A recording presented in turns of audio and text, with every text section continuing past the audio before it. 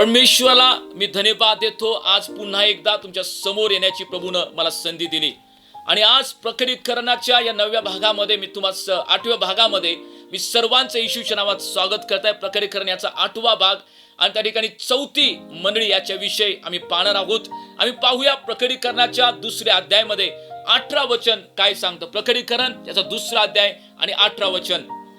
थुअतिरा येथील मंडळीच्या दूताला लिही, ज्याने डोळे अग्नीच्या ज्वालेसारखे आहेत, ज्याचे डोळे अग्नीच्या ज्वालेसारखे आहेत आणि ज्याचे पाय सोनपितळेसारखे आहेत, तो देवाचा पुत्र म्हणतो।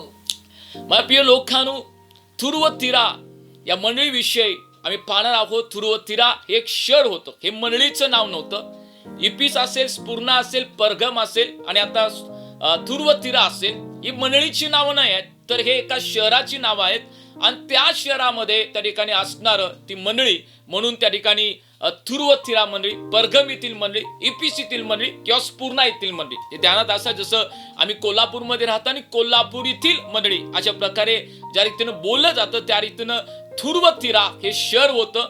हे प्राचीन शहर होतं प्रियानो। त्या काळी जांभळ्या रंगाच्या त्या ठिकाणी कापडाचा व्यवसाय तिथं खूप प्रसिद्ध होता। पेशुदाच्या 16व्या अध्यायामध्ये जर 14 वचन तुम्ही वाचाल तर त्या ठिकाणी एका स्त्रीचं वर्णन केलं जातं, जी स्त्री त्या शहरामध्ये होती आणि तिथं ती वस्त्र, जांभळे वस्त्र विकत होती। प्रेषित याचा 16वा अध्याय आणि 14व्या वचनामध्ये पुन्हा एकदा थुअतिरा या शहराविषयी त्या ठिकाणी माहिती देण्यात आलेली आहे। आम्ही पाहूया प्रेषित याचा 16वा अध्याय आणि 14 वचन।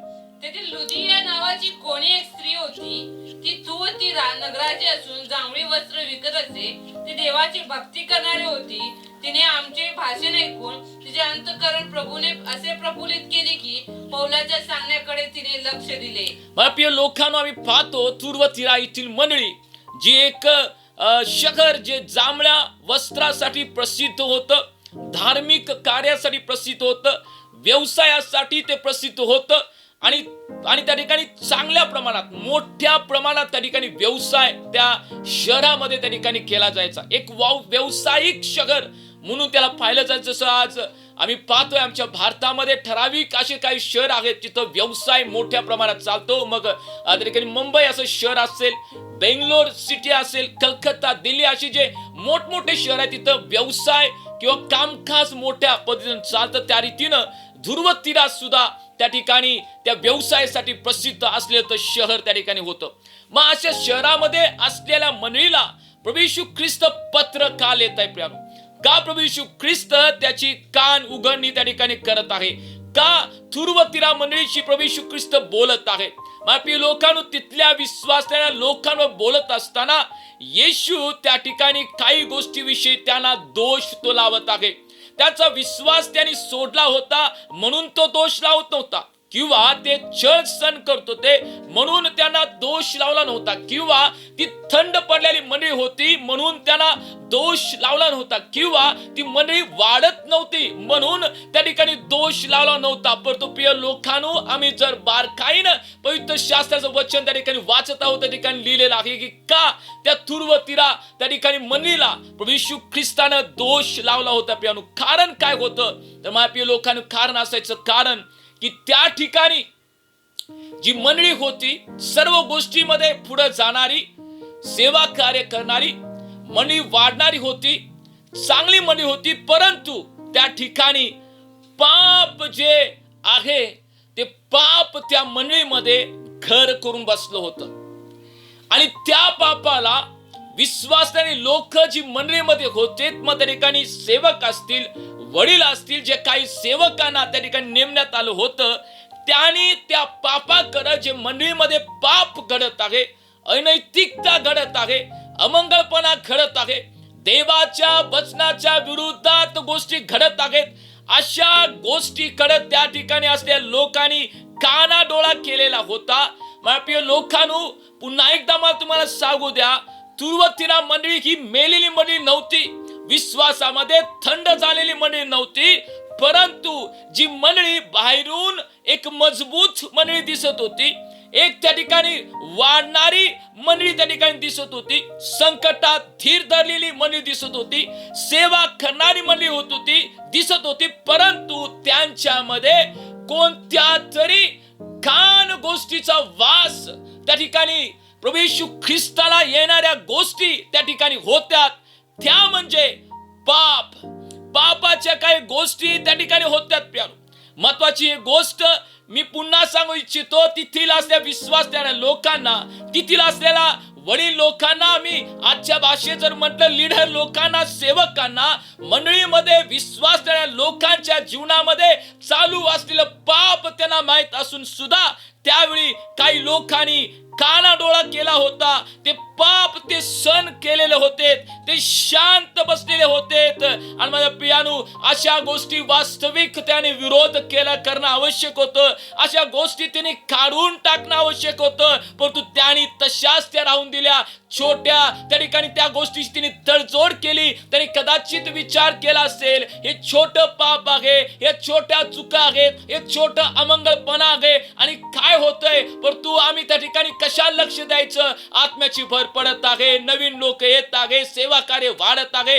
आणि कशाला या छोट्या पापाकडे लक्ष द्यायचं. पण त्या लोकांना हे समजलं नाही, ते छोटं पाप त्या ठिकाणी होतं. कधी त्या छोट्या पापानं त्या मंडळीमध्ये असलेल्या चांगल्या गोष्टी नष्ट करून, देवाची पवित्रता, शुद्धता नष्ट करून, मापी लोकांना त्या ठिकाणी आपलं वर्चस्व त्या पापानं त्या मंडळीमध्ये स्थापन केलं होतं. त्या ठिकाणी रविवारची भक्ती तर होती, त्या ठिकाणी सुंदर आराधना त्या ठिकाणी होती आणि लोकांना आवडणारे संदेश पण त्या ठिकाणी होते, परंतु त्या ठिकाणी पाप त्या ठिकाणी होतं. एक गुप्त पापाद्वारे त्या मंडळीला परमेश्वर येशू ख्रिस्त दोष लावत आहे. आज एखाद्या मंडळीचा तुम्ही भाग असाल, आज तुम्ही त्या ठिकाणी एखाद्या सेवेचा भाग असाल, एक वडील म्हणून, एक लीडर म्हणून तुम्ही आपलं जीवन त्या ठिकाणी जगणारे लोक असाल, माझ्या प्रिय लोकांनो, मला तुम्हाला विचारू द्या, जेव्हा तुम्हाला ह्या गोष्टी समजतात, जेव्हा तुम्ही पाप पाहता, किती लोक आहेत त्या पापाबरोबर तडजोड न करता त्या पापाच्या विरुद्धात उभा राहून सत्याला त्या ठिकाणी विजय होण्यासाठी प्रयत्न करतात. नाही माझी जागा या ठिकाणची जाईल, नाही मला त्या ठिकाणी जागा सोडण्यात येईल, माझ्याविषयी लोक काय विचार करतील, अशा प्रत्येक गोष्टी करून सत्याला त्या ठिकाणी दाबणारे लोक तुम्ही नसावीत, तर सत्याला दाबणारे लोक तुम्ही आहात. तुमच्यामध्ये धीर आहे, तुमच्यामध्ये प्रीती आहे, तुम्ही छळ सहन केलेला आहात, तुम्ही बऱ्याचशा गोष्टी करत आहात, परंतु तरी सुद्धा मला तुम्हाला सांगू दे, सूर व तिरा मंडळीला प्रभू येशू ख्रिस्ताला दोष देण्याचं कारण पापाला तिने विरोध केला नाही. आज बऱ्याचशा मंडळांमध्ये पापाला विरोध केला जात नाही. आज बऱ्याचशा मंडळांमध्ये अनैतिकतेला विरोध केला जात नाही. आज बऱ्याचशा मंडळांमध्ये चुकीच्या गोष्टीला विरोध केला जात नाही. माप्रिय लोकांनो, मला तुम्हाला सांगू दे, जर परमेश्वर ज्या देवाने ज्या मंडळीमध्ये तुम्हाला एकत्र केलेला आहे, जोडलेला आहे, एक विशेष अधिकाराखाली तुम्हाला जर ठेवलेला आहे, तूर व तिरा मंडळीमध्ये असलेला पाप जर तुमच्या मंडळीमध्ये तुम्ही आहात, तुम्ही पाहत आहात, काय त्याला विरोध करत आहात, काय का त्याच्या विरुद्धात तुम्ही उभे राहत आहात, काय तुम्ही परमेश्वराकडे ते पाप दूर व्हावं म्हणून प्रार्थना करणारे लोक आणि ते त्या ठिकाणी पाप दूर व्हावं म्हणून त्यासाठी उभे राहणारे लोक तुम्ही आहात काय, याचा विचार करणं किती महत्वाचं आहे. आज जी लोक अशा प्रकारे पापमय जीवन जगणारे आहेत, ते बाहेरून कदाचित समृद्ध दिसणारे असतील, त्या ठिकाणी त्यांच्याकडे पैसा का भरपूर असेल, मोठमोठ्या सभा आकर्षक त्या ठिकाणी आराधना त्या ठिकाणी होत असेल, पण तुम्हाला सांगू दे, जर आतून ते पाप त्या ठिकाणी सोसत आहेत, आतून त्या पापाच्या विरुद्धात जे उभा राहत नाही आहेत, माझ्या प्रिय लोकांनो, प्रभू येशू ख्रिस्त त्याला विरोध नक्कीच करणार. प्रभू येशू ख्रिस्त त्याला विरोध नक्कीच करणार. आज तुरुवतीरा मनुष्य बोलत असताना देवाचा आत्मा माझ्याशी आणि तुमच्याशी स्पष्टपणे विचारत आहे, काय तुम्ही पाप सहन करणारे लोक आहात का? आपल्यापासून पाप दूर करून तुम्ही त्या ठिकाणी आत्मिक नेत्र उघडावे म्हणून परमेश्वराकडे प्रार्थना करणारे लोक तुम्ही आहात. माझ्या प्रिय लोकांनो, जो वर आपल्या वधूला नेण्यासाठी येणार आहे आणि वचनामध्ये सांगतं की ती वधू पवित्र, निष्कलंक आणि कोणत्याही प्रकारे सुरखुत्या पडलेली नसावी. मला तुम्हाला विचारू द्या, एक प्रभूची वधू म्हणून तुम्ही आहात, तर आपल्या जीवनामध्ये पावित्र्य आहे काय? का तुम्ही दोन प्रकारे जीवन जगत आहात? या ठिकाणी छळ सुद्धा सहन करता, या ठिकाणी सेवा सुद्धा करता, या ठिकाणी देवाची प्रीती सुद्धा करता, सुंदर आराधना सुद्धा करता, आराधनेमध्ये नृत्य सुद्धा करता, प्रभूचं वचन इतरांना सांगता, तरी सुद्धा आणि कोणतं पाप असं आहे काय? त्या पापामध्ये तुम्ही त्या ठिकाणी आहात आणि ते पाप करता आहात, त्या पापाविषयी तुम्हाला आनंद आहे, ते पाप तुम्ही सहन करता, त्या पापाच्या विरोधात तुम्ही उभा राहत नाही, त्या पापामध्ये तुम्ही एन्जॉय करता आहात, तुम्हाला त्याची मजा वाटते, मोज मजा वाटते. आणि जर अशा प्रकारे तुम्ही जीवन जगत आहात, प्रभू येशू ख्रिस्त जसा त्या ठिकाणी तुरुवथिरा मंडळीशी बोला, मी तुझ्या समोर येईन, तो जाब विचारायला, दोष तुझा दाखवायला. आणि वचनामध्ये लिहिलेलं आहे की त्याचे नेत्र त्या ठिकाणी अग्नीसारखे, त्या ठिकाणी भयानक नेत्राच्या द्वारे त्या ठिकाणी तो येत आहे. प्रियानो, आज आपल्या जीवनामध्ये आज आम्ही पाहूया की कोणत्या प्रकारे जीवन आम्ही आज जगत आहोत. पुन्हा एकदा आम्ही त्या ठिकाणी प्रकटीकरणाचा 2 अध्याय 18 वचन पुन्हा एकदा आम्ही वाचूया. प्रियानो, प्रकटीकरण 2 अध्याय आणि 18 वचन. तुरुवतीरातील मंडळीच्या दूताला लिही, ज्याचे डोळे अग्नीच्या ज्वालेसारखे आहेत आणि ज्याचे पाय सोन पितळेसारखे आहेत, तो देवाचा पुत्र म्हणतो. वचन सांगतं ज्याचे डोळे अग्नी ज्वालेसारखे आहेत. माझा प्रियानो, जो प्रभू येशू ख्रिस्त तुरुवथिरा मंडळीकडे येत आहे, ज्याचे डोळे अग्नी ज्वालेसारखे आहेत.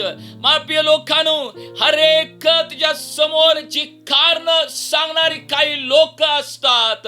प्रभू, मी तुझी सेवा करतो, प्रभू मी तुझी आराधना करणार आहे, प्रभू मी तुझ्यावरती प्रीती करणार आहे, मी छळ सहन करणार आहे, परंतु हे विशिष्ट पाप माझ्या जीवनामध्ये आहे आणि ते मला सोडायचं नाही. प्रिया, मला ते सोडायचं नाही. प्रभू, मला ते आवडतं. म्हणून माझ्या प्रिय लोकांनो, अशा प्रकारे जीवन जर तुम्ही जगत आहात, मग ते कोणत्याही प्रकारचं पाप असेल, अनैतिकता असेल, अमंगळ असेल, त्या ठिकाणी कोणतेही गुप्त पाप, कोणताही लोभ, कोणत्याही व्यभिचाराच्या गोष्टी, कोणत्याही बडाई मारण्याच्या गोष्टी, कोणत्याही गर्व करण्याच्या गोष्टी, निंदा इतरांच्या करण्याच्या गोष्टी, दोष दाखवण्याच्या गोष्टी, जगाबरोबर मैत्री असलेल्या गोष्टी, कोणत्याही अशा गोष्टीमध्ये तुम्ही आहात, तुमची प्रार्थना, तुमची सेवा कार्य, तुम्ही करत असलेली प्रभूची आराधना, तुम्ही देत असलेले अर्पण, परमेश्वर त्या कोणत्याही गोष्टीला तो मान देणार नाही जर आमच्या जीवनामध्ये अशा कोणत्याही प्रकारच्या पापामध्ये आम्ही जीवन जगत आहोत. अशा कोणत्याही प्रकारचं पाप आमच्या जीवनामध्ये आहे, परमेश्वर नक्कीच त्याच्याविषयी जाब विचारायचा आहे. काही मंडळांमध्ये आम्ही पाहतो, आत्मे मंडळीतून जाऊ नयेत म्हणून, लोक मंडळी सोडून जाऊ नयेत म्हणून त्या ठिकाणी सत्याबरोबर तडजोड केली जाते.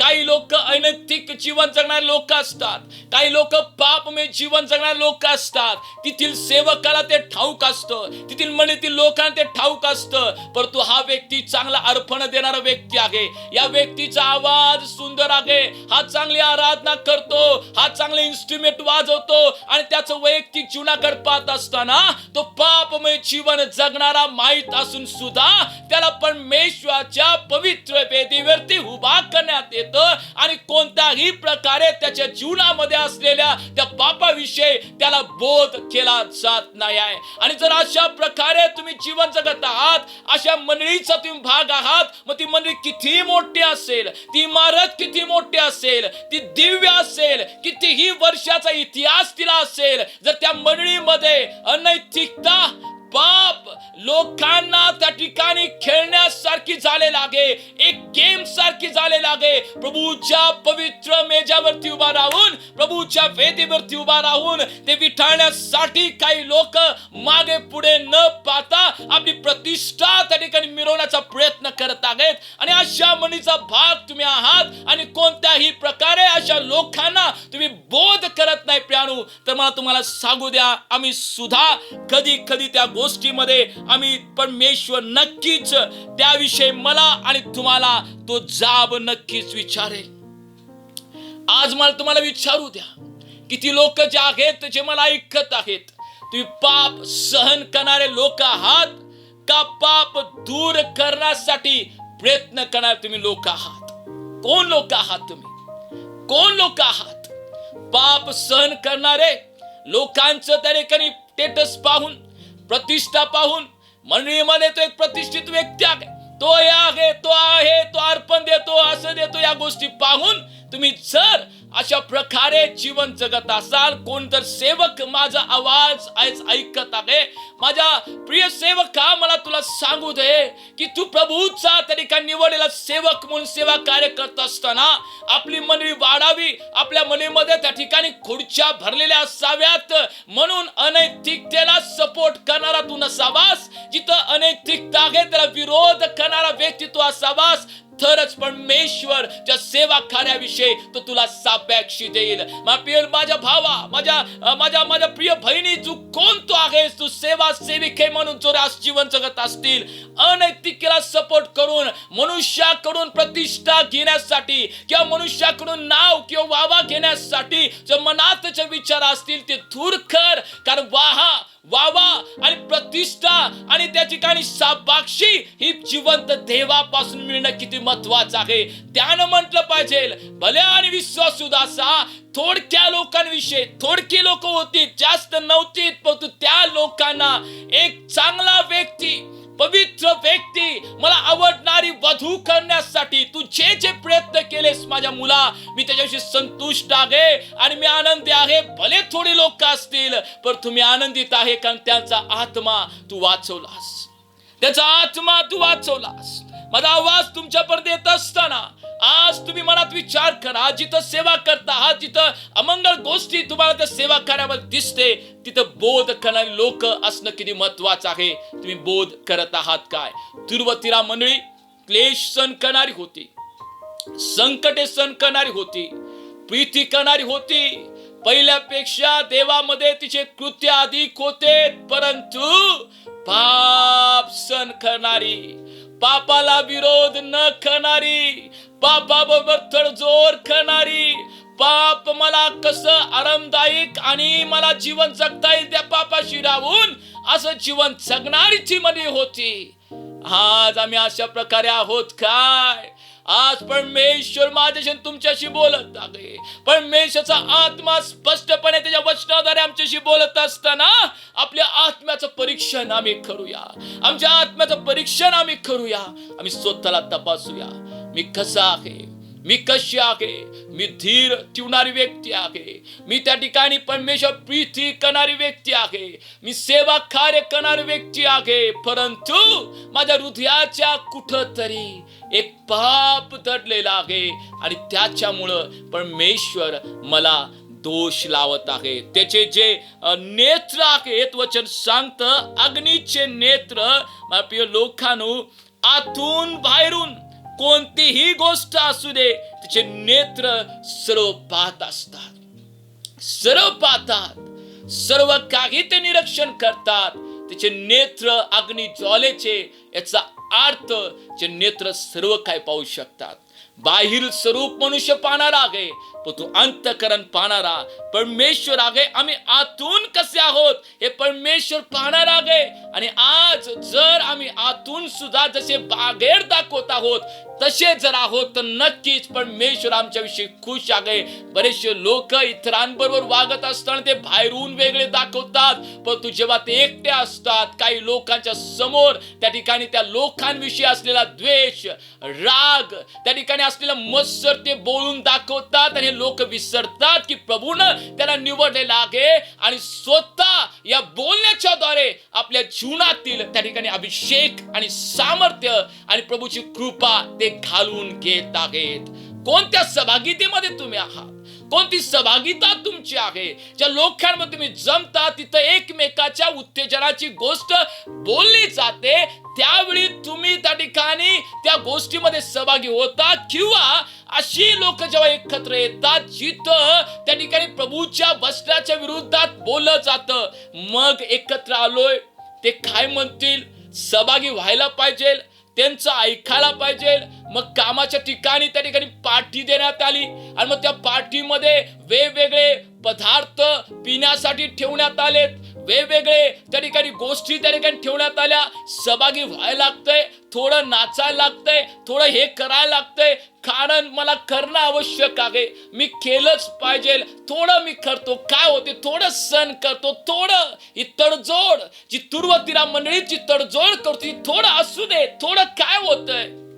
नातेवाईकामध्ये आम्ही जातो, तिथं असलेला तो माहोल, ती परिस्थिती प्रभूच्या वचनाच्या विरोधात असताना बरेचसे लोक त्या लोकांसारखे जीवन जगतात. आणि पौल जसा तिथाला म्हटला की तू इतरांसाठी कित्ता हो. 4 लोकांमध्ये असताना सुद्धा आम्ही कित्तामय जीवन जगत आहोत का? जेव्हा त्या 4 लोकांमध्ये जातो, तिथील पाप पाहून आम्ही ते पाप सहन करून आम्ही सुद्धा त्याच्यामध्ये सामील होतो. त्या ठिकाणी देवाला न आवडणारे जोक्स, देवाला न आवडणारे संगीत, देवाला न आवडणारे गॉसिप, देवाला न आवडणारे शब्द, याच्यामध्ये आम्ही सहभागी होतो. कारण थोडं चालतंय, थोडं सहन करूया.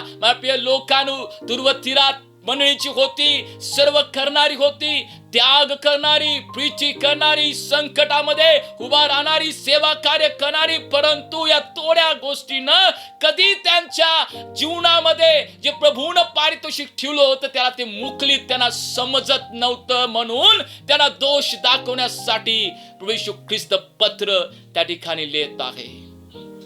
कोणत्या सहभागीमध्ये तुम्ही आहात? कोणत्या सहभागीमध्ये तुम्ही आहात? कोणत्या लोकांमध्ये तुम्ही आहात?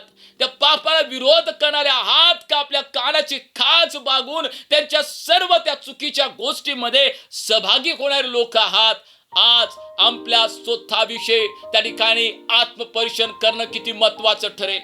बरेचसे लोक म्हणतात मी सेवक आहे, मी सेविका आहे, आणि त्या लोकांच्या चुकीच्या बऱ्याचशा गोष्टीमध्ये ते सहभागी होतात. चालतंय, केलं तरी काय, थोडं थोडं थोडं लोकांनी थोड्या गोष्टी आमच्या सार्वकालिक जीवनाला आम्ही मुकवत आहोत. आणि त्या ठिकाणी जेव्हा आम्ही प्रकटीकरण 2:18 आम्ही वाचत आहोत, आणि त्या ठिकाणी दुसरी एक गोष्ट सांगितलेली आहे, येशू ख्रिस्ताच्या पायाविषयी वर्णन केलं जातं. वाचूया आम्ही प्रकटीकरणाचा 2रा अध्याय आणि 18 वचन. तुअतीरा येथील मंडळीच्या दूतालाही, ज्याचे डोळे अग्नीच्या ज्वालेसारखे आहेत आणि ज्याचे पाय सोनपितळेसारखे आहेत, तो देवाचा पुत्र म्हणतो. माप्रिय लोकांनी दुसरी गोष्ट, त्या ठिकाणी असलेले जे पाय आहेत प्रभू येशू ख्रिस्ताचे, ते सोन पितळे सारखे आहेत. सोन पितळ एक मजबूत व ठोस धातू आहे. पाय संपूर्ण शरीराचा भार उचलतात. सोन पितळ हे एक मजबूतीचे प्रतीक आहे. सोन पितळ एक मजबूत त्या ठिकाणी धातू आहे, एक ठोस धातू आहे, आणि जे पाय आहेत ते पूर्ण शरीराचा भाग उचलतात. याचा अर्थ की त्याचे पाय हे न्याय दर्शवतात. प्रभू येशू ख्रिस्त जे बाहेरून येणाऱ्या लोकांना तुर्वतीरा मंडळीमध्ये ज्या गोष्टी दिसत नाहीत, त्याच्या अग्नीच्या नेत्राद्वारे ज्या गोष्टी गुपित आहेत त्या गोष्टी तो पाहत आहे. त्या गोष्टी त्याला स्पष्ट दिसत आहेत. त्याच्यानंतर ज्या पायाच्या द्वारे तो येत आहे, सोन पितळेसारखे पाय, ज्या पायाच्या द्वारे तो येत आहे, ते न्याय दर्शवतात. तो न्याय निवाडा करणारा परमेश्वर आहे. तो न्याय निवाडा करणारा परमेश्वर आहे. या जगाचा न्याय केला जाईल प्रियानो. या जगाच्या न्यायासाठी पुस्तके उघडले जातील. प्रत्येकाला त्या पांढऱ्या सिंहासनाच्या समोर उभा राहून आपला न्याय केला पाहिजे. कारण प्रभू येशू ख्रिस्त त्या पांढऱ्या सिंहासनावरती बसून तो न्याय करणारा परमेश्वर आहे. तो न्याय लोकांचा करणार आहे. तो न्यायाचा प्रसंग आपल्यावर येऊ नये म्हणून प्रत्येकानं आपलं जीवन आम्ही वाचवावं. प्रत्येकाने आपल्या जीवनामध्ये आम्ही स्थिरता ठेवावी म्हणून हे पाहणं किती महत्वाचं आहे. पहिले कोरिन्थकरास याचा 11वा अध्याय आणि 31 आणि 32 वचन तुम्ही जेव्हा वाचता, त्या ठिकाणी त्या वचनामध्ये प्रभूचं वचन सांगतं की न्याय निवाडा आताच वेळ आहे, स्वतःचा कला. पहिले कोरिन्थ याचा 11वा अध्याय आणि 31 आणि 32 वचनामध्ये लिहिलेलं आहे की आताच स्वतःचा न्याय निवाडा करा. आम्हाला इतरांचा न्याय निवाडा करायला किती अधिक चांगलं वाटतं. तो असा, ती तशी, ती हिज, असं तसं बऱ्याचशा गोष्टी, पण कोण स्वतःचा न्याय निवाडा करतो काय? पहिले कोरिन्थ त्याच्या 11व्या अध्यायामध्ये 31 आणि 32 वचनामध्ये त्या वचनामध्ये काय सांगते पाहूया. पहिले कोरिन्थ त्याचा 11वा अध्याय 31 आणि 32 वचन. आपण आपला न्याय निवाडा केला असता तर आपल्यावर दंड ओढवला नसता. वचन सांगते आपण आपला न्याय निवाडा केला असता. आम्ही किती वेळा स्वतःला तपासतो.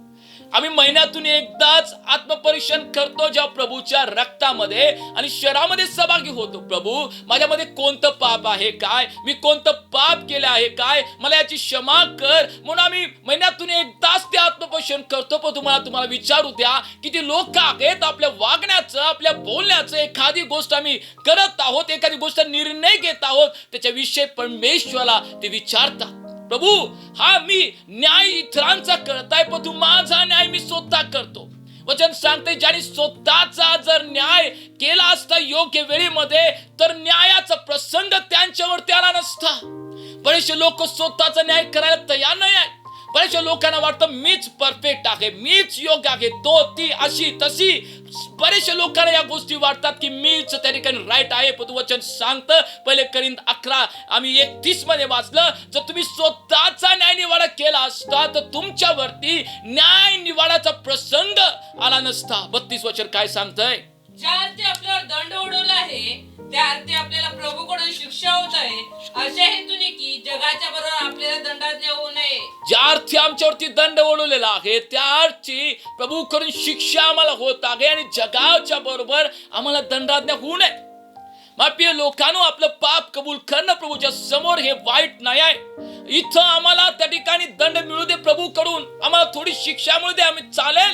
कारण ही शिक्षा तात्पुरती आहे. या शिक्षेनंतर आम्हाला आनंद नक्कीच मिळणार. कारण जो त्या ठिकाणी बाप आहे, इब्री लोकांच्या 12व्या अध्यायामध्ये लिहिलं जातो, जो बाप आहे तो आपल्या पुत्रांना शिक्षा करतो, त्या शिक्षणासाठी त्याच्यावरती प्रीती आहे म्हणून, आणि तो आम्हाला थोडी शिक्षा करेल. परंतु त्या सार्वकालिक शिक्षेपासून मी वाचू, कारण प्रियानो, या ठिकाणी केलेली शिक्षा आज नाही उद्या संपेल. परंतु तिथं जर आमच्यावरती न्यायाचा प्रसंग आला, तर तिथला न्यायाचा प्रसंग जो आम्हाला त्रास देणारा, दुःख वेदना देणारा असेल, तो कधीही संपला जाणार नाही, कधीही तो संपणार नाही. याच्याविषयी आज आम्ही आत्मपरीक्षण करणं किती महत्वाचं आहे. पहिले करिंथ 11:31 लक्षात ठेवा, जर आम्ही आमचा न्याय निवाडा केला असता तर आमच्यावरती न्यायाचा प्रसंग ओढवला नसता. आम्ही वाचूया प्रकटीकरणाच्या 2ऱ्या अध्यायामध्ये 19 वचनामध्ये काय सांगतं. प्रकटीकरण याचा 2रा अध्याय 19 वचन. तुझी कृत्य आणि तुझी प्रीती, विश्वास, सेवा व धीर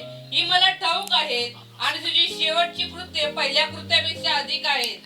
बापी लोकांनो, या ठिकाणी 6 चांगली कृत्य त्या ठिकाणी तुर्वतीरा मंडळी करत आहे. 6 कृत्य तुम्ही वाचू शकता. प्रकटीकरण 2:19 मध्ये व्यवस्थित तुम्ही वाचाल तर त्या ठिकाणी 6 कृत्य त्यांची चांगले आहेत. 6 कृत्य चांगले आहेत म्हणून 2 कृत्य वाईट आहेत. आणि ते विचार तुर्वतीरा मंडळी करेल, काय विश्वासणारे लोक करतील. प्रभू, मी एवढं करतो प्रभू, मी एवढ्या गोष्टी करतो प्रभू, मी एवढ्या गोष्टी करतो, आणि थोडस केलं तर काय होईल प्रभू, थोडस केलं तर चालेल ना, थोडस करतो ना प्रभू, एवढ्या गोष्टी करतो प्रभू. आठवड्यातून 2-3 वेळा मी प्रार्थनेला जातो प्रभू, आठवड्यातून 2-3 वेळा मी सेवा कार्य करतो प्रभू, मी उपवास प्रार्थना करतो प्रभू, मी मंदिरामध्ये आराधनेमध्ये सहभागी करणार आहे प्रभू, मी हाऊस ग्रुप घेतो प्रभू, मी हे करतो, मी किती तर करतो प्रभू. आणि थोडं केलं तर काय चालेल नाही, त्याला थोडं सुद्धा आवडत नाही. 6 कृत्य तुर्वतीरा तुझ्यामध्ये चांगले आहेत, परंतु तुझ्यामध्ये 2 गोष्टी अशा आहेत ज्या मला त्रास देणाऱ्या, ज्या मला दुःख देणाऱ्या, ज्या माझ्या हृदयाला वेदना देणाऱ्या आहेत. कारण मला माहित आहे, जर 6 नव्हे 60 गोष्टी जरी तुझ्यामध्ये चांगल्या असतील, परंतु या 2 गोष्टी किंवा 1 गोष्ट सुद्धा वचनाच्या विरोधात असेल, तर माझ्या मुली, माझ्या मुला, स्वर्गाचं राज्य तुला प्राप्त होणार नाही. न्यायाच्या दिवशी सार्वकालिक नरकामध्ये तुला जायला लागेल. माप्रिय लोकांनो, नरकामध्ये आम्ही कोणी जाऊ नये. नरक भयानक आहे, तिथं कधी विश्रांती नाही, तिथं वेदनाचा कधी अंत नाही, तिथं न्यायाचा तो महान आणि बिकट प्रसंग तो प्रत्येकावरती ओढवेल. जो कोणी आपल्या जीवनामध्ये एक तरी गोष्टी ज्या वराला आवडणार नाही, ती एक तर गोष्टी आपल्या जीवनामध्ये ठेवेल. माझ्या प्रिय लोकांनो, त्या नरकामध्ये कोणी जाऊ नये, त्या नरकामध्ये कोणी जाऊ नये म्हणून वर आम्हाला सांगत आहे की एक गोष्ट गोष्ट, या दोन गोष्टी प्रिय मंडळी, प्रिय वधू, तूर व थिरा मंडळी, तुझ्यामध्ये या दोन गोष्टी आहेत ज्या मला त्रास देणाऱ्या आहेत. प्रकटीकरणाच्या 2 अध्यायामध्ये 20 वचनामध्ये त्या गोष्टीचं वर्णन त्या ठिकाणी केलेलं आहे. आम्ही वाचूया प्रकटीकरण 2:20. तरी तुला दोष देणे मला प्राप्त आहे, कारण इजबेल नावाची जी स्त्री आपणाला संदेष्टी बनवते आणि जार करण्यास व मूर्तीला दाखवणे नैवेद्य खाण्यास माझ्या दासांना शिकवून बोलवते, तिला तू तसे करू देतोस. प्रिय लोकांनो, त्या ठिकाणी परमेश्वर येशू ख्रिस्त तुर्वतीरा मंडळीशी बोलत असताना त्या दोन गोष्टीचा उल्लेख त्या ठिकाणी करत आहे. जार कर्म, याचा अर्थ व्यभिचार. कदाचित व्यभिचार करणारे लोक त्या मनीमध्ये असतील, किंवा दुसरा अर्थ त्या व्यभिचाराचा, जार कर्माचा, जिवंत परमेश्वर सोडून एखादी व्यक्ती इतर अशा कुठल्या वस्तूवरती, इतर अशा कुठल्या व्यक्तीवरती अधिक प्रीती करते, ती आत्मिक व्यभिचारामध्ये आहे हे लक्षात ठेवा. आत्मिक जार कर्मामध्ये आहे ते लक्षात ठेवा. प्रभूच्या आज्ञापेक्षा, प्रभूच्या नियमापेक्षा ज्या व्यक्तीला मनुष्याचा शब्द अधिक प्रिय वाटतो, ज्या व्यक्तीला स्वतःचे विचार अधिक प्रिय वाटतात, मला तुम्हाला सांगू द्या, ते आत्मिक व्यभिचारामध्ये आहेत, आत्मिक जार कर्मामध्ये ते आहेत, ज्यांना प्रभूच्या नियमापेक्षा इतर गोष्टी अधिक प्रिय वाटतात.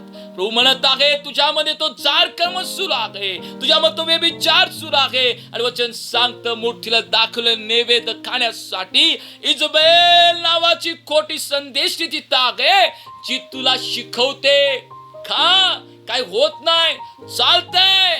आपल्याला पहिले राजाचा 16वा अध्याय 30, 32 आणि 33 या ठिकाणी इजबेल नावाच्या संदेशीचा उल्लेख तुम्ही पाहू शकता.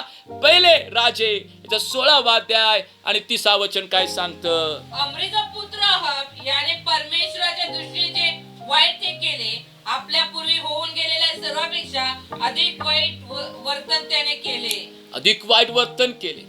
इजबेल इस्रायलमध्ये आली कुठून? आपल्या लोकांनो, या अहाब राजानं त्या स्त्रीशी विवाह केला, जी जिवंत परमेश्वर ओळखत नव्हती, जी जिवंत देवाला सोडून अन्य गोष्टीची आराधना आणि उपासना करणारी होती. अशी स्त्री अहाब राजा आपल्या राज्यामध्ये तो घेऊन आला. ज्या देवानं त्याला राजा केलं, ज्या देवानं त्याला मोठं केलं, राज्य दिलं, ज्या देवानं त्याची गादी स्थापन केली, त्या देवाच्या वचनाच्या विरुद्धात तो वागला, देवाच्या वचनाच्या विरुद्ध त्यानं त्या ठिकाणी एक कार्य केलं. हे आत्मिक व्यभिचाराचे एक त्या ठिकाणी लक्षण आहे. जो कोणी देवाच्या वचनाच्या विरुद्धात आपलं जीवन जगतो, तो आत्मिक व्यभिचारामध्ये आहे. याचा विचार आम्ही करूया. 32 वचन काय सांगतं. 32 वचन. त्याने बालाचे एक भवन शोम्रोन इथे बांधले व त्यात बाल प्रीत्यर्थ एक वेदी बांधली. 33 वचनामध्ये अहाबाने अशेरा मूर्तीची स्थापना केली. त्याने इस्रायलचा देव परमेश्वर याला संतापाने जोगी कामे आपल्या पूर्वी होऊन गेलेल्या इस्रायलच्या सर्व राज्याहून अधिक केली. हे सर्व कृत्य त्यानं केलं आणि याला करण्यासाठी मदत करणारी, शिकवणारी, त्या पापात पाडणारी जर कोण असेल तर ती इजबेल होती, जी खोटी संदेष्टी म्हणून त्या ठिकाणी होती. जीवन देवाला सोडून इतर गोष्टीची आराधना आणि उपासना करण्यासाठी तिथं त्या लोकांना शिकवणारी, इस्रायल लोकांना पापात पाडणारी ती स्त्री होती. इजबेल ही खोटी संदेष्टी होती. आणि तोच आत्मा आज तुर्वतीरा इथं आणि काही मंडळांना त्या ठिकाणी मंडळांमध्ये तो काम करताय, विश्वासल्या लोकांच्या जीवनामध्ये काम करत आहे. ते आपल्या जीवनामध्ये आपल्या लोकांनो अशा काही मूर्तीच्या नादात ते लागलेले आहेत की विचाराच्या पलीकडे आहे. बरेचसे लोक म्हणतात की आम्ही ते करत नाही. वचनामध्ये कोणत्या मूर्त्यांविषयी शिकवलेलं आहे? कलसेकरास 3 अध्याय 5 आणि 6 वचनामध्ये काय सांगतं? कलसेकरास 3 अध्याय 5 आणि 6 वचन. तर पृथ्वीवरील तुमचे अवयव म्हणजे जार कर्म, अमंगळपणा, कामवासना, कुवासना व लोभ याला मूर्तीपूजा म्हणावे. हे जीवे मारा, यामुळे देवाचा कोप होतो. आपल्या लोकांना बरेचसे लोक म्हणतात की नाही आम्ही ते करत नाही, आम्ही ते सोडून दिले, किती वर्ष आम्ही ते करत नाही. पण वचन सांगतं काम वासना, अमंगळपणा, लोभ, मुखाने शिवीगाळ करणे, या गोष्टी जर तुमच्या जीवनामध्ये आहेत, प्रभू म्हणतो यालाच त्या ठिकाणी मूर्तीपूजा असं म्हटलेलं आहे. वचन सांगते जीवे मारा, नाही तर प्रभूचा कोप त्यांच्यावरती होतो. या अशा प्रकारच्या पापामध्ये तुम्ही जीवन जगत आहात काय? अशा प्रकारचं अनैतिकता तुमच्यामध्ये आलेली असेल काय? तर आज ती दूर करण्याची वेळ आहे. इथं प्रभूच्या मंदिरामध्ये प्रभूच्या न्यायाच्या दिवशी कॉम्प्रोमाइज केलं जात नाही आहे. तुम्ही किती चांगले सत्कृत्य केलात आणि एक जरी पाप केलं म्हणून तुमची सत्कृत्य जास्त आहेत म्हणून तुमचं एक पाप मोजण्यात येणार नाही, असं अजिबात नाही. त्या एका पापामुळं तुम्ही 6,000, 6,00,000, 6 अब्ज सत्कृत्य केले असेल ती जमेस धरली जाणार नाहीत. याची नोंद आज तुम्ही प्रत्येकाने घ्यावी. माझ्या प्रिय लोकांनो, परमेश्वर आज आमच्याशी बोलत असताना ध्यानात ठेवा की आमच्यावरती तो प्रेम करतो. का आज आम्हाला तो उलगडा करून सांगत आहे? का आज आमचा तो पोस्टमॉर्टम करत आहे? कारण अशा काही गोष्टी आत्मिक जीवनामध्ये आमच्या आहेत जे आम्हाला आजार घेऊन येत आहेत. देवाच्या आत्म्याला तुमचं आज पोस्टमॉर्टम करून द्या. आज देवाच्या आत्म्याला ते सांगा की माझं पोस्टमॉर्टम कर. माझ्या आत्मिक जीवनामध्ये असले प्रत्येक ती घाण काढून टाक. मला ते जीवन जगायचं नाही आहे. मला त्या घाणीच्या जीवनातून मुक्त व्हायचं आहे. प्रभू येशू तू उत्तम डॉक्टर आहेस. आज माझं तू ऑपरेशन कर. माझ्या जीवनातील ती घाण तू काढून टाक.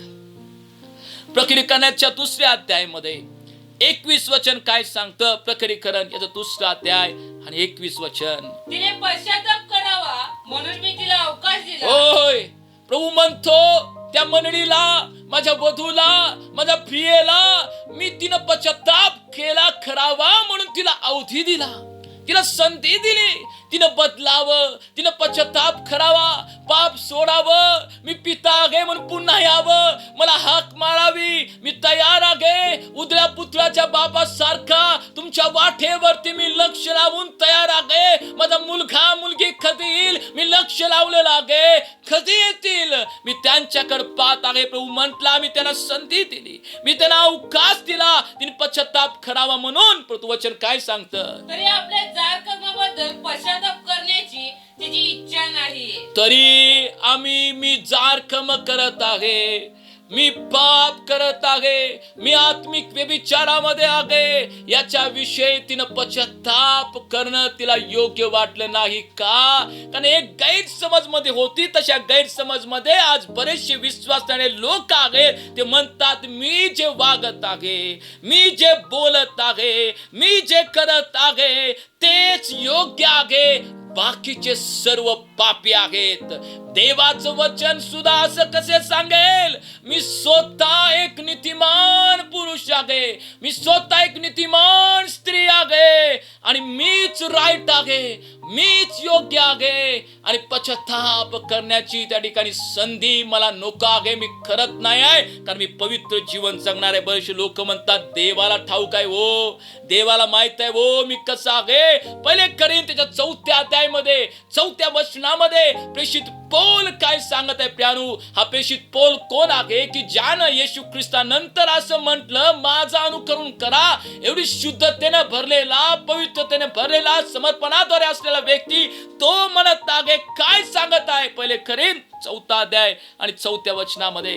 कारण जरी माझे मन माझ्या विरुद्ध साक्ष देत नाही तरी तेवढ्यावरून मी निर्दोष ठरतो असे नाही. माझा न्याय निवाडा करणारा प्रभू आहे. ओय माप्रिय लोकांनो, देवाचं वचन स्पष्टपणे सांगतं की माझं मन मला निर्दोष ठरवतं. याच्यावरून मी निर्दोष आहे असं नाही. माझा न्याय निवाडा करणारा माझा देव आहे, माझा न्याय निवाडा करणारा त्याचं वचन आहे, माझा न्याय निवाडा करणारा पवित्र आत्मा मला एक एक गोष्टी शिकवणार आहे. आम्ही स्वतःला फसवत आहोत आणि वचनामध्ये सांगतं फसू नका, देवाचा उपहास व्हायचा नाही. आज बरेचसे लोक आत्मिकरित्या पॅरलेज झालेले आहेत, आत्मिकरित्या त्या ठिकाणी बहिरे झालेले आहेत, आत्मिकरित्या त्याची सद्बुद्धी डागाळलेले आहेत. कारण त्यांना त्यांची चुका, त्यांचे पाप समजत नाही. आणि जर कोण दाखवत असेल ते म्हणतात मी नीतिमान आहे, मीच योग्य वागतो, मीच राईट वागतो आणि इतरांचा आम्ही त्या ठिकाणी न्याय करण्यासाठी आम्ही तयार असतो. इतरांचा न्याय करण्यासाठी तयार असतो. मी मगाशी म्हटल्याप्रमाणे पहिले कोरिंथ्याचा 11:31 वचनाप्रमाणे जर मी माझा न्याय निवाडा केला असता तर न्यायाचा प्रसंग माझ्यावरती ओढवला नसता. काय माझं मन मला निर्दोष ठेवते, याच्यावरून मी निर्दोष आहे काय? का मी स्वतःला प्रभूकडे समर्पण करून प्रभूला विचारते, प्रभू माझ्यामध्ये अजून कोणता दोष आहे, अजून मी कोणत्या पापामध्ये आहे? एखादा देवाचा सेवक सेविका मला बोध करता की हे गोष्टी सोडायला पाहिजेत, त्यावेळी मी तयार होतो का मी ऐकतो आणि त्याच्यानंतर तो सेवक सेविका गेल्यानंतर त्यांना माघारी आम्ही नावे ठेवतो. जर असे असाल तर माझ्या प्रिय लोकांनो, दुर्वतीला मंडळी जिनं पश्चाताप केला नाही, तिला पश्चातापाची गरज वाटली नाही, मला तुम्हाला विचारू द्या, काय न्यायाच्या दिवशी ती टिकल काय ती भव्य मंडळी आहे, भव्य इमारत आहे, भव्य आराधना करणारे आराधक आहेत, चांगला आवाज इन्स्ट्रुमेंट वाजणारे लोक आहेत, चांगले संदेश लोकांना आवडणारे दिले जात आहेत, पण तू काय त्या मंडळीमध्ये तो तारणारा असेल काय वो? काय त्या मंडळीमध्ये तू मुक्तिदाता असेल काय वो? याचा विचार आज आम्ही करूया. काय तुमच्या जीवनामध्ये तो प्रभू येशू ख्रिस्त आहे काय? या पुढच्या वचनामध्ये आम्ही जाऊया. प्रकटीकरण याचा 2 अध्याय आणि 23 वचन. प्रकटीकरण याचा 2 अध्याय 23 वचन. मी तिच्या मुलाबाळात जीवे मारीन, म्हणजे सर्व मंडळींना कळून येईल की मी मने व अंतकरणे यांची पारख करणार आहे आणि तुम्हा प्रत्येकाला ज्याच्या त्याच्या कृत्याप्रमाणे प्रतिफळ देईल. प्रत्येकाला कळून येईल मी मने आणि अंतकरण पारख करणारा देव आहे. आमची भव्यता दिव्यता आमच्या शब्दावरती असले आमचं प्रभुत्व, आमचं दिसणं, आमचं बोलणं लोकांना आकर्षित करत असेल, लोक आकर्षित होत असतील, पण त्यात कोणती मोठी गोष्ट नाहीत. आमच्यावरती आमच्या हृदयामध्ये पाहणारा देव आहे, अंतर्यामाची पारख करणारा देव आहे. काय त्याला पसंतीस आम्ही उतरलेला आहोत काय? कदाचित जास्त लोकांना पसंतीस उतरले लोक तुम्ही असाल, कदाचित जास्त फॉलोवर तुमच्याकडे असतील, जास्त लोक तुम्हाला ओळखणारे असतील, पण तुम्हाला विचारू द्या, परमेश्वर तुर्वतीला मंडळीशी बोलत असताना तो म्हणत आहे मी अंतकरण पारखणारा देव आहे. काय आमचं अंतकरण पारखत असताना आम्ही निर्दोष दिसून येईल काय प्रियानो? तर वचन सांगतं ज्याच्या त्याच्या कृत्याप्रमाणे माझ्या जवळ देण्यासाठी प्रतिफळ आहे. पहिले कोरिंथ याचा 28 अध्याय आणि 9 वचनामध्ये काय सांगतं? पहिले इतिहास याचा 28 अध्याय 9 वचन. पहिले इतिहास याचा 28 अध्याय 9 वचन. हे माझ्या पुत्रा शल्मोना, तू आपल्या बापाच्या देवाला ओळख आणि सात्विक चित्ताने व मनोभावे त्याची सेवा कर.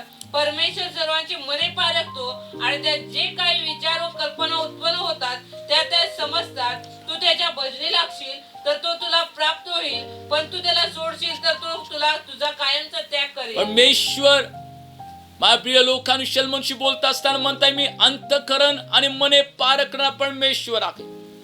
मी अंतकरण आणि मने पारखणारा परमेश्वर आहे.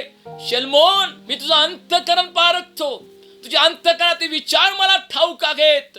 माझ्या बहिणी भावांनो, ज्या शल्मोनला परमेश्वरानं 2 वेळा दर्शन दिलं, ज्या परमेश्वराचं मंदिर शल्मोननं बांधलं, पहिलं मंदिर, तो शल्मोन सुद्धा आत्मिक व्यभिचारामध्ये अडकून पर स्त्रीच्या नादाला लागून जिवंत परमेश्वराच्या विरुद्धात तो वागला आणि बऱ्याचशा चुकीच्या गोष्टीमध्ये तो अडकला. त्याच्यासाठी परमेश्वराची वॉर्निंग होती, जर मी जे सांगत आहे त्याच्या वचनाला पकडून तू राहशील, मी मने आणि अंतकरण पारखणारा परमेश्वर आहे. 29व्या अध्यायामध्ये 17 वचनामध्ये पुन्हा एकदा तो शल्मोनला सांगत आहे, पुन्हा एकदा तो वॉर्निंग देत आहे. आम्ही पाहूया 29 अध्याय 17 वचन. पहिले इतिहास 29:17. माझ्या देवा, मला ठाऊक आहे की तुला हृदयाची पारख आहे, सरळता तुला पसंत आहे. मी तर आपल्या सरळ हृदयाने या सर्व वस्तू तुला आनंदाने समर्पित केल्या आहेत. तुझे लोक जे हे ते हजर आहेत, त्यांनी स्वच्छेने तुला अर्पण केले आहेत. हे पाहून मला मोठा आनंद वाटत आहे. आपल्या लोकांना त्या ठिकाणी हे समजलं, शल्मोन राजाला सुद्धा, की परमेश्वर हृदय पारखणारा देव आहे. परमेश्वर हृदय पारखणारा परमेश्वर आहे. परमेश्वर हृदय पारखणारा देव आहे हे सुद्धा शल्मोनला समजलं प्रियानो. तुम्ही जर वाचाल इर्मया 17:10 मध्ये सुद्धा परमेश्वर हृदय पारखणारा परमेश्वर आहे. काय आमचं हृदय आज कसं आहे, कशा रीतीनं आम्ही जीवन जगत आहोत याचा विचार आम्ही करूया. परमेश्वर आम्हाला आतून बाहेरून पाहत आहे. प्रकटीकरणाचा 2 अध्याय 24 ते 25 वचनामध्ये देवाचं वचन काय सांगतं. प्रकटीकरण 2:24 ते 25. तू व तिने येथील बाकीचे जे तुम्ही तिच्या शिकवणीप्रमाणे चालत नाही, ज्या सैतानाच्या गहन म्हटलेल्या गोष्टी माहित नाही, त्या तुम्हास मी सांगतो की मी तुम्हाला दुसरा भार लादणार नाही. इतकेच करा की जे तुमच्या जवळ आहे ते मी येईपर्यंत दृढ धरून राहा. आपल्या लोकांना काही मंडळीमध्ये तिथं लोक होती तुरुतीरामध्ये. प्रभू म्हणतोय बाकीचे काही लोक आहेत ते तुरुतुराच्या शिक्षणाप्रमाणे चालत नाहीत, ज्या सैतानाच्या गहन म्हटलेल्या गोष्टी माहित नाहीत, त्या तुम्हास मी सांगतो. जे तुमच्याकडे आहे ते दूर धरा, जे तुमच्या ठाई आहे ते दूर धरा. काय आमच्या ठाई आहे, काय प्रभूने आमच्या ठाई दिलेला आहे. फिलिप याचा 1 अध्याय 6व्या वचनामध्ये तुम्ही जर वाचाल, देवानं आम्हाला काय दृढ ठेवण्यासाठी सांगितले आहे. फिलिप याचा 1 अध्याय आणि 6वं वचन. ज्याने तुमच्या ठाई चांगले काम आरंभले तो ते येशू ख्रिस्ताच्या दिवसापर्यंत सिद्धीस नेईल, हा मला भरोसा आहे. जे काम त्यानं चांगलं आमच्यात आरंभ केलेलं आहे ते दूर धरूया. जे चांगलं काम त्यानं आमच्यामध्ये सुरुवात केली आम्हाला बदलण्याची, आम्हाला शुद्ध करण्याची, आम्हाला क्लीन करण्याची, ते काम आम्ही शेवटपर्यंत जाण्यासाठी ते दूर धरूया. प्रभूला म्हणूया मला अजून शुद्ध कर, मला अजून क्लीन कर देवा, अजून माझ्या जीवनातील त्या प्रत्येक घाणी काढून टाक ज्या तुला आवडत नाही आहेत. हे दूर धरूया जे चांगलं काम प्रभूनं आमच्यामध्ये आरंभ केलंय. कुठलं काम आणि आम्ही दूर धरलं पाहिजे, कोणती गोष्ट आम्ही दूर धरली पाहिजे. 1 तेसली याचा 5वा अध्याय आणि 21 वचन काय सांगते. 1 तेसली 5:21. सर्व गोष्टीची पारख करा, चांगले ते बळकट धरा. चांगल्याला बळकट धरा, दृढ धरा. परमेश्वर म्हणत आहे त्या मनुष्य बोलत असताना जे तुझ्यामध्ये आहे ते दृढ धर. काय दृढ धरायचं आहे. 1 तेसली 5:21 प्रमाणे चांगलं जे आहे ते बळकट धरा. या जगामध्ये चांगलं पवित्र शास्त्र आहे, देवाची वचन आहेत, ती सहभागिता आहे, तिची पवित्र मंडळी आहे, ते सेवा कार्य आहे. जे चांगलं आहे त्याला दृढ आम्ही धरूया.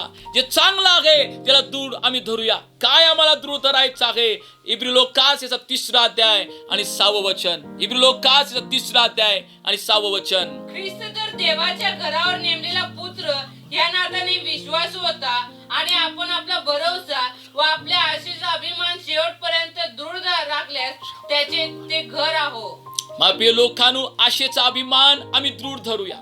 जे प्रभूचा आशेचा अभिमान. काय अभिमान. प्रभू येशू ख्रिस्त एक दिवशी माझा योग्य न्याय करण्यासाठी, मला स्वतःबरोबर घेऊन जाण्यासाठी तो येणार आहे. तो आशेचा अभिमान आम्ही धरूया. तर वचन सांगतो रोम 5:5 मध्ये, आशा लाजवत नाही. आशेचा अभिमान दृढ धरा. प्रभू येशू ख्रिस्त मला नेण्यासाठी येणार आहे. तो आशेचा विश्वास आपल्यामध्ये तुम्ही दृढ धरा. आशेचा अभिमान तुम्ही दृढ धरा. प्रियानो, काय सांगतो कुठली गोष्ट आम्हाला दृढ धरायची आहे. इब्री लोकास 4 अध्याय आणि 14व्या वचनामध्ये काय सांगतो. इब्री लोकास 4 अध्याय आणि 14 वचन. तर मग आकाशातून पार गेलेला देवाचा पुत्र येशू हा थोर प्रमुख याजक आपल्याला आहे, म्हणून आपण जो पत्कर केलेला आहे तो दृढ धरून राहू. हे जो पत्कर आम्ही केलेला आहे इब्री लोका 4:14 प्रमाणे ते दृढ धरू. येशू ख्रिस्तामध्ये जो पत्कर, याचा अर्थ जो विश्वास आम्ही धरलेला आहे तो विश्वास आम्ही दृढ धरू. दुसऱ्या भाषांतरामध्ये सांगतो तुमचा विश्वास तुम्ही दृढ धरा.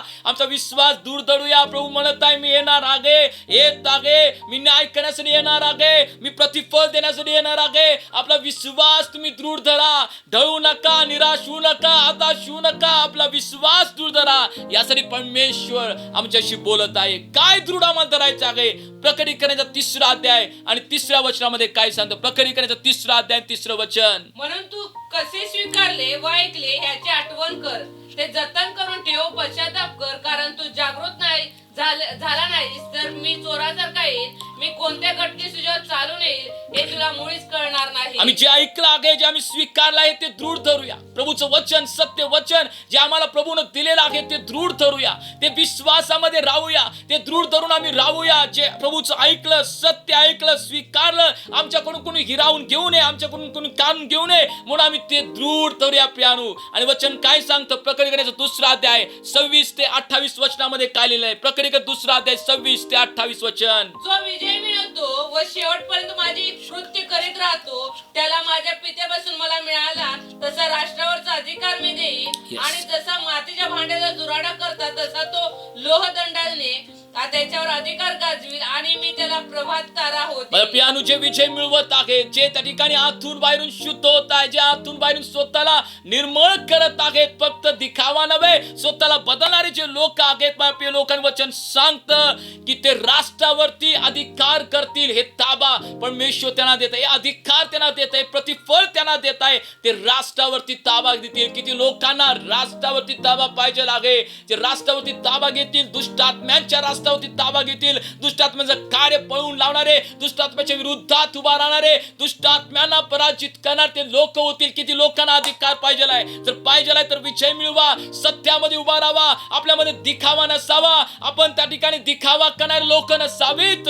आम्ही आमच्या जीवनामध्ये विजय पाहणारे लोक होऊया. प्रभू म्हटलं आम्ही त्यांना प्रभातीचा तारा देईन. प्रभातीचा तारा कोण आहे? प्रकटीकरण 22:16 प्रमाणे प्रभातीचा तारा हा प्रभू येशू ख्रिस्त आहे, जो कोण विजय मिळवतो. सगळ्यात मोठी महान गोष्ट, आशीर्वाद, सर्वात मोठं प्रतिफळ त्यांना प्रभू येशू ख्रिस्त प्राप्त होईल.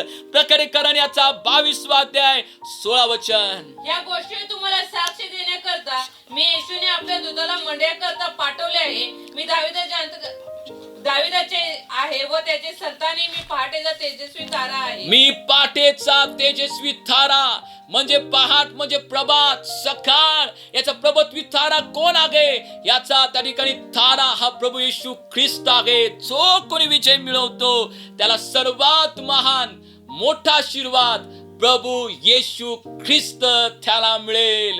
किती लोकांना तो प्रभू येशू ख्रिस्त हवा आहे, किती लोकांना तो येशू ख्रिस्त हवा आहे, किती लोकांना तो येशू ख्रिस्त हवा आहे. विजय मिळवूया माझ्या बहिणीनं भावानं, विजय मिळवूया. असत्यामध्ये राहू नये, असत्याला सामील होऊ नये, पाप सण करत राहू नका, पापाला विरोध करा, सत्यासाठी उभा राहा. विजय तुम्हाला असेल, प्रभातीचा थाळा तुम्हाला मिळेल. राष्ट्रावरती, दुष्ट आत्म्यांवरती विजय मिळून तुम्ही लोक उचिला. परमेश्वर देवबाप या तुर्वतीरा मंडळीच्या द्वारे तुम्हाला आणि मला प्रत्येकाला आशीर्वाद करो. परमेश्वर नक्कीच हा विश्वास माझा आहे, प्रत्येकाशी तो बोललेला आहे. देवबाप तुम्हाला प्रत्येकाला आशीर्वाद करो, प्रत्येकाला. Praise Lord.